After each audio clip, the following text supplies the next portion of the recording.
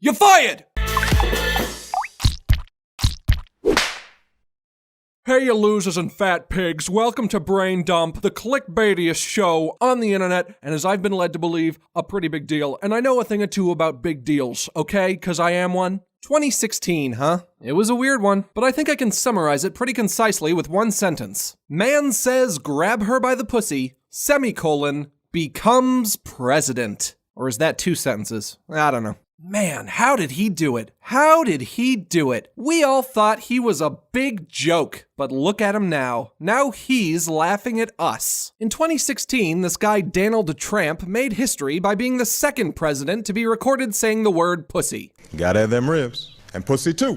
Now, I'm a relatively apolitical person, so I don't necessarily see this guy as the egregious crime against morality that the rest of the internet does. Obviously, I can't defend his oh-so-charming, unique brand of locker room talk, but if I could be devil's advocate for a moment, I know a lot of you folks are worried about this whole thing, so I'd like to see if I could put your minds at ease, if I may. Do I think Dumple, Bumple, Boyle, and Trumple is the single most fit choice to run the free world? Yeah, no. But I can't see the advantages of having such a profoundly successful guy in charge. I know he filed for bankruptcy for some of his companies, and I know he inherited a lot of his success from his daddy. I can hear you dorks typing it up already. But forget all the tabloid noise and insipid drama and just look at the man. Not from a moral standpoint, of course, that's a fool's errand, but just in terms of his own personal success. I don't think anyone can deny that he's been exponentially successful in ways that tiny, insignificant people like you and I can never hope to understand. How successful is he? Look at him now. He's the fucking president, for crying out loud. We did this. This is on our hands. Now, this is just a theory. Don't crucify me for this. But the point I'm trying to make is that if he runs our nation in a manner similar to the way that he's run his own life, then maybe, by that logic, we don't have anything to worry about. Or maybe he'll just blow up the world. But that would be pretty cool too, so I'm down for whatever. And even though I'm not really into politics, I have to confess there is one key issue that me and Dumple Trumple agree on. And we will fix TSA at the airports, which is a total disaster.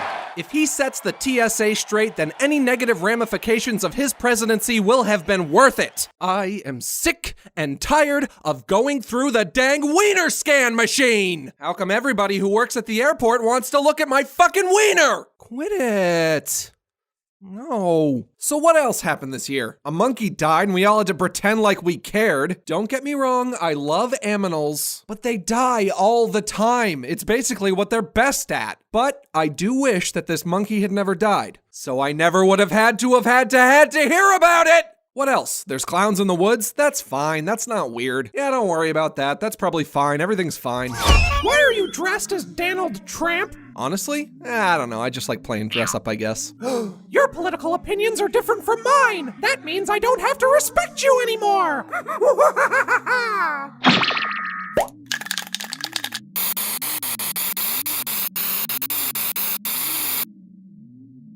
All right. Anyway, there are still some movies from 2016 that will be receiving dedicated brain dumps, but let's do some lightning round reviews on movies that didn't make the cut. I really like the first half of this film, but I feel like they kind of wrote themselves into a corner with the second half. Also, the poignant philosophical dialogue is charming at first, but it's used so relentlessly that it started to get on my nerves. By the end of it, I was like, man, can these nerds talk normal for 5 minutes instead of using farts as a metaphor for the pettiness of mankind's frivolous inhibitions? I have never seen a sequel that so shamelessly repeats the exact same plot as the original movie. They even make jokes about it. If they were self-aware enough to make those jokes, how come they weren't self-aware enough to not make such a derivative sequel? I don't know, this was a movie, I guess. I didn't really pay attention when I was watching this, but it didn't seem like anything interesting was happening. This movie was a big crock of shit. The joke wasn't even funny. 0 out of 10. I didn't see this movie, but I did read the book. And if anybody tries to tell you the book was better, you tell them I said this was the worst book I ever read. I thought this movie was cute, and I liked it. As for my favorite movie, you guys are already well aware of my embarrassing affinity for sausage parody, but there was another diamond in the rough that I appreciated. A little film called The Greasy Strangler.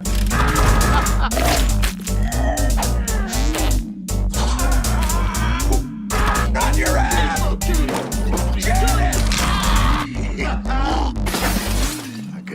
dance on that queen's ass all night long.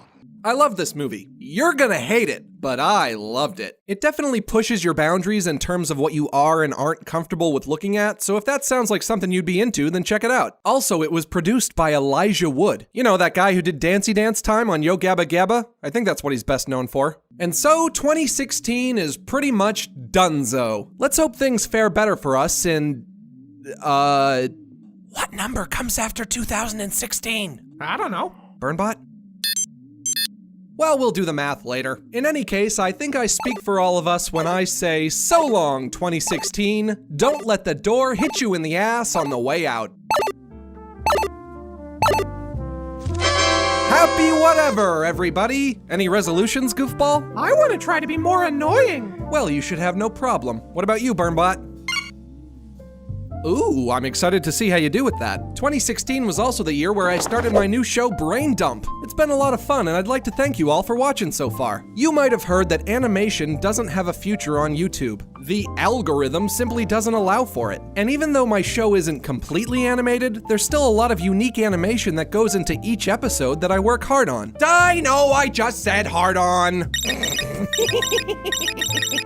So if you like cartoons and you want to see a hardworking cartoonist make it on YouTube even if the algorithm says that he can't, then tell your friends about this show. Hey, it can't hurt, right? I'm Max G, this was my brain dump of the year, and I hope you hated it.